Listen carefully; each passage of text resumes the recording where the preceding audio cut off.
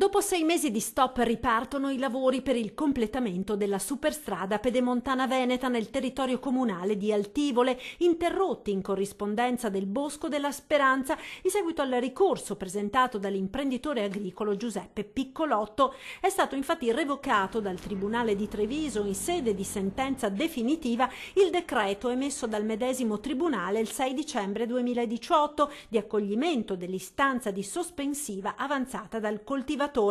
Piccolotto si era rivolto alla magistratura dopo che le ruspe avevano abbattuto l'area boschiva da lui piantumata in ricordo della moglie morta ed erano entrate nei suoi terreni coltivati a kiwi.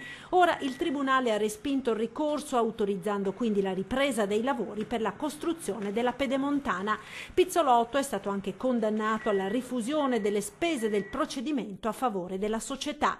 Il concessionario, congiuntamente alla struttura di progetto Superstrada Pedemontana Veneta, comunica di stare valutando come recuperare i 6 mesi di stallo imposto a causa dell'azione giudiziaria proposta dal privato.